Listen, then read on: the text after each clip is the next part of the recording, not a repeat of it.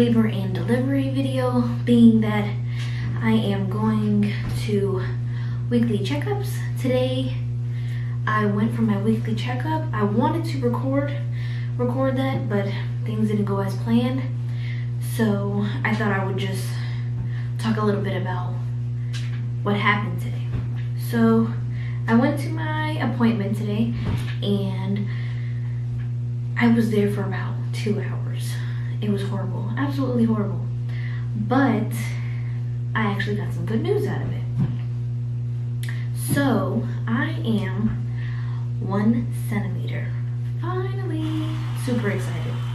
Yesterday I spent half of my night bouncing on my exercise ball. If you were wondering what I'm doing and why I'm bouncing, I'm helping him, give him a little push, basically. So yeah, yesterday I spent eating some pineapples. I know that you're not supposed to, but they say that it helps to induce your labor. So like I said, I'm just trying to give him a little poop, a little push. Horrible.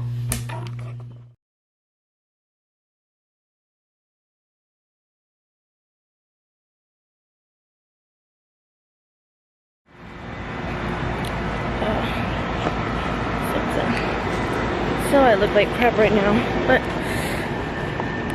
I don't have my charger. Did you bring your charger? Phone? Yeah.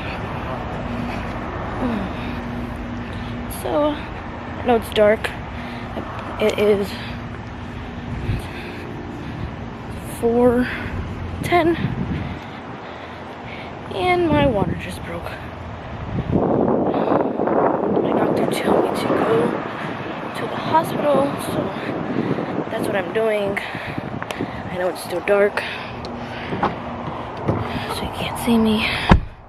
I'm like nervous, super nervous. I called my mom, I told her, called my doctor, I told her,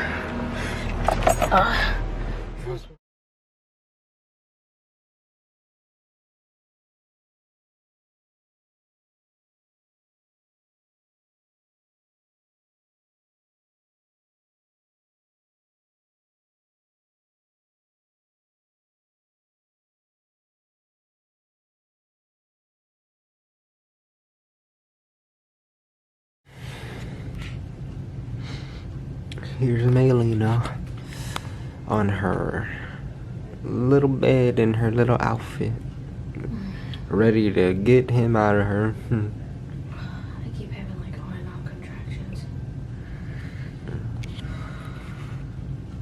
That's a contraction face.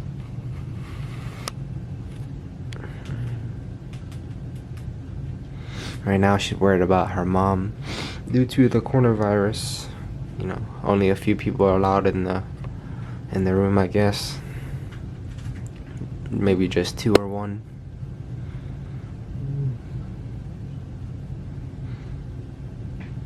Right now we're just waiting for everything to happen.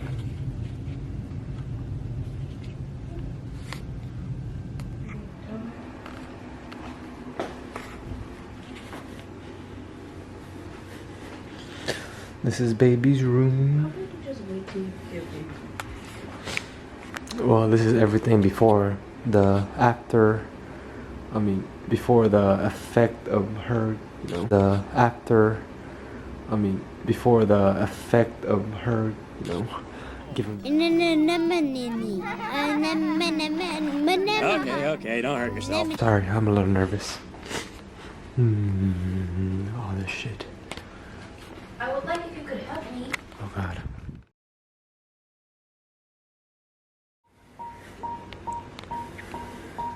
How you feeling right now? On a scale of 1 to 10.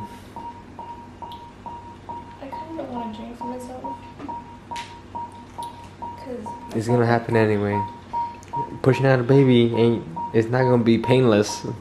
It's coming out your cooch.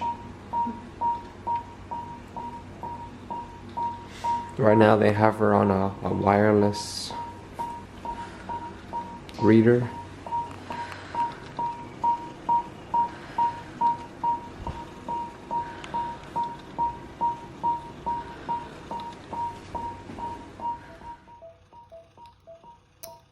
kids. It's for YouTube, so subscribe like that.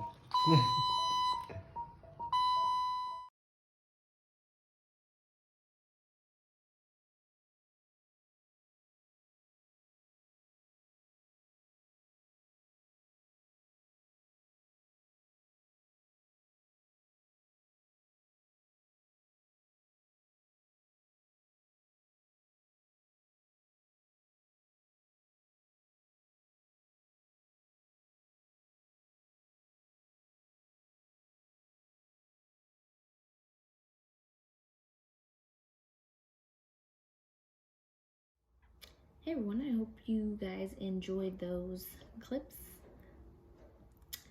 Unfortunately, I wasn't able to record a lot, being that me and my boyfriend were the only ones in the room, and he was more focused on me than recording. He tried his best, to be honest. He tried his best on recording, but I was not having it. I didn't even want a camera in my face.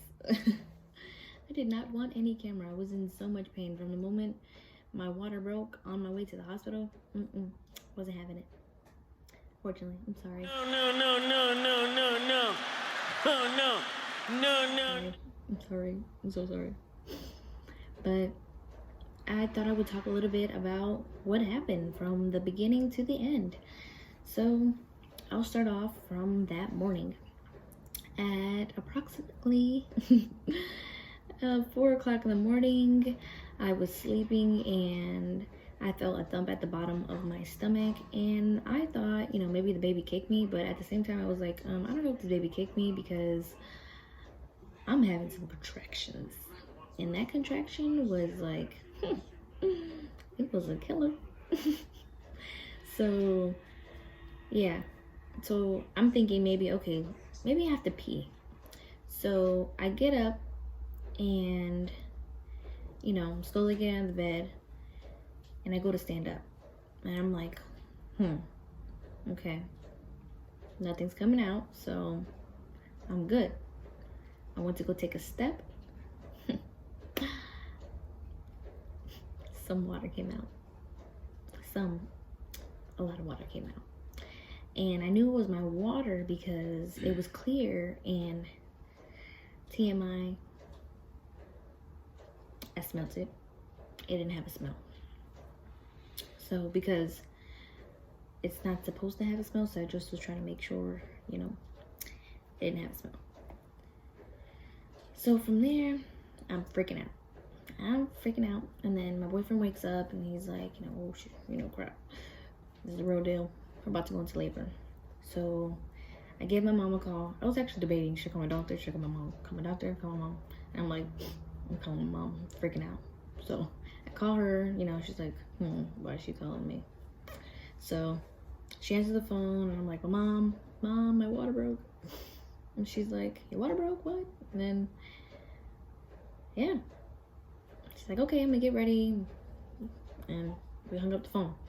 So then I called my doctor. My doctor, she's asking me these questions, like, is it my first baby? Is my first baby? Did my water break? How many weeks am I? And then she's like, okay, well, you need to go to the hospital right now.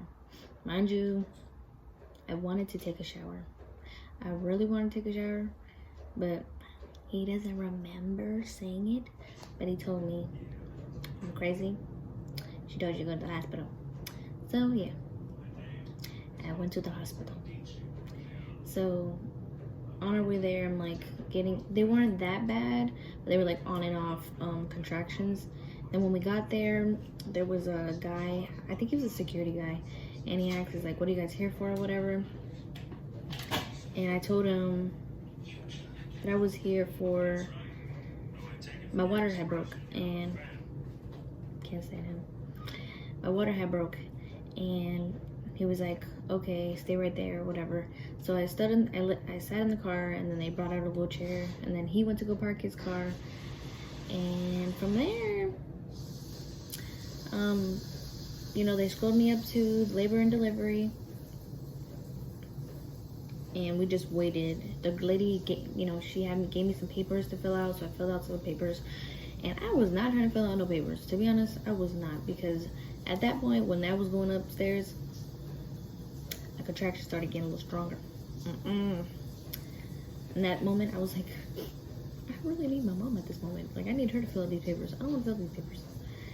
And so while I'm sitting there, I look up and I see a sign. And the sign says, it used to say 2 visitors, only 2 visitors. They put with a marker, 1 visitor. So I'm asking all these questions. I'm like, does the spouse, does my boyfriend count? And they're like, yeah, he counts as 1 visitor. And I'm just like, oh my gosh, I'm gonna die. So, yeah, at that moment, I'm freaking out. I'm like, oh my god, my mom can't be in this. She can't be in here. It's only gonna be him. How am I gonna do this? And yeah, I was just freaking out. In my mind, can't really say it, but I was freaking out.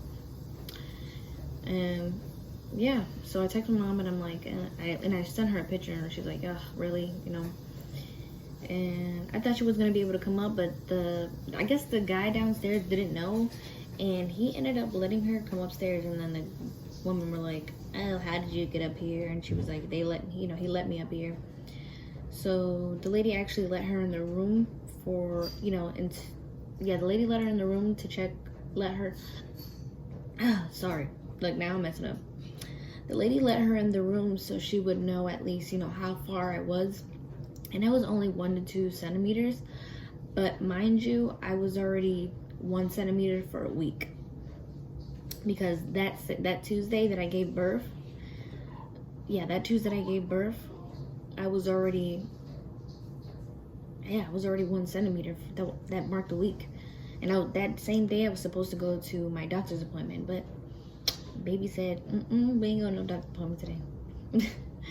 So yeah, so she checks me or whatever, she lets my mom know, and then she tells my mom, whatever's gonna happen, I believe, what was about to go down. So after that, they took me to my room where I was gonna deliver we were gonna deliver our son, but obviously I wasn't the one pushing. But yeah, so we went there, and my mom had to leave, unfortunately, so she just gave me a hug and we said bye to each other. And yeah, from there I wasn't all on my own, but basically all on my own. So yeah, we were in the room and they started hooking me up to all these monitors, putting IV in. You probably can, no, you can't see it anymore. Thought you could see it. No, you can't. Nope. Yeah, that little dot right there, that's where my IV was. They kept poking me everywhere. I don't know if you can still, nope, can you see it? No, you can't really see me. Look, they poked me a lot. They took my blood and everything. But yeah, they hooked me up, and then this guy came in, he took my blood or whatever, and yeah, and they started giving me some liquids or whatever. I'm really trying to remember, because now that I think about it, my mind is kind of foggy. So yeah, I just remember them giving me liquids or whatever, and for a while, and then I think then she came in and she gave me some Pitocin, and I think from there then I started like dilating, and they had to actually change because they put a monitor on you that I don't know what it's called, but they put this monitor on you to check the baby, like his heartbeat, and we were not having that, because when they put that on me, my contractions were so frequent, it was freaking crazy. And the lady was like, you poor baby, can't even get a break. My contraction, I kid you not, was probably like 1 minute apart. That bit felt like 30 seconds apart, to be honest with you. But yeah, so she ended up putting a wireless one on me because it was just not fun. It was just not fun. So yeah, from there, she did that or whatever, but I couldn't sit down. I could not sit down. I had to walk around for a while, but then I don't remember what they did, but at that point I had to stay sitting down. And then later on that day, they were started dilating me. I went from 1 to 2, and then maybe like 2 hours later I went to I think 3 to 4 or 4 to 5 centimeters. And then by the afternoon, I believe I hit 7 centimeters. Yeah, 7 centimeters. And I believe when I was at 4 to 5, that's when they noticed that the heart rate actually started going down. My son's heart rate started going down. Our son's heart rate started going down. And she's like, it has to be this Pitocin. So I'm going to take you out the Pitocin and see how you dilate with it, you know, off or whatever. So I think maybe an hour went by and she checked me and I was at 2 centimeters. And then from there, I think maybe every hour or hour and a half, I kept bugging her. So, you know,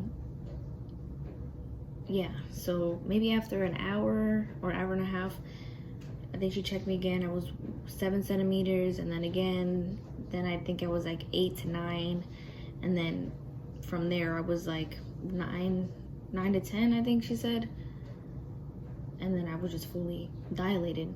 But I couldn't push because one side of my cervix, I believe, it wasn't fully dilated. I can't really explain it. I'm not a nurse. I don't know what I'm talking about. But I just know one side, it just wasn't right. So I couldn't push even though I was fully dilated. And she was saying how the baby's head wasn't coming down. So for a while the baby's head wasn't coming down. And they just got to, I think around, yeah, like 7:50. Oh, not even. Maybe like 4 or 5 in the afternoon, they kept giving me this ball to put in between my legs. And I just wasn't having it. I wasn't having it. Because mind you, I even got an epidural because when I was 7 centimeters, he had left to go, he went to go do something at the house. And yeah, at 7 centimeters, I was like, or was it, I think it was 5. Oh, I think it was 7. Maybe it was 7. Horrible, can't even remember.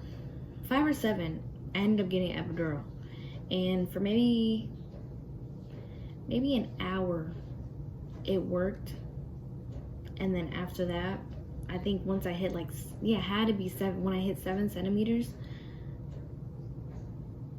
what was an epidural? Because the pressure was so like, it was crazy, bro. It was freaking crazy. But yeah, I just kept bugging the nurses. And so at that point, when I was already fully dilated around 7:50, the doctor came in the room and she was like, the baby's head isn't coming down, so we're gonna have to do a C-section. I'm like looking around like, who having a C-section? I'm not having a C-section. And nothing's wrong with a C-section, but being that I was already traumatized, being, everything going on, I didn't want to be more traumatized. And you have to be awake for that shit. I was already traumatized by an epidural. What I look like. Sorry. Too much. So, yeah. So she said, we're going to have you push for... Well, she wanted to put me out of my misery. It wasn't an emergency or anything, because I could have just kept pushing. If the head didn't come down, I just was going to be miserable the whole entire time. Or they could have put me on the Pitocin and then just speed it up for him to go where he needed to go. But I said, I'll do that 40-minute push. So we pushed maybe 40, 30 minutes. I kept pushing and pushing, and I kid you not, I was going crazy, okay? I was going crazy because I could not focus. I don't know how women give birth, because it's crazy. I could never. It's gonna be about 10 years, 15 years before I have another child. That's how traumatized I am. I could probably never have another one because that's how traumatized I was. But anyways, so yeah, I almost delivered my son without the doctor because I was not about to have a C-section. But he came out he came out. And if it wasn't for those nurses cheering me on, telling me you can do it, because I was screaming at them, telling I can't. I was gonna cry. I was in so much pain. There was so much pressure down there. Now that I'm thinking about it, it's hurting. But yeah. But he came out. And my boyfriend was right there. And he's over there giving me a thumbs up, like, we did good. Because he's looking at me like, what you talking about? You can't. You gonna do this right now. It's too late. You can't. No backsies. But yeah, I think I had a pretty good labor, other than, you know, his heart dropping and his head not coming down. But other than that, it wasn't like nothing major, like anything like emergency wise. I think it was good. My pregnancy was pretty good, and I believe my labor was pretty good. But yeah, hope you guys enjoyed my little story and experience about my labor, because that was crazy.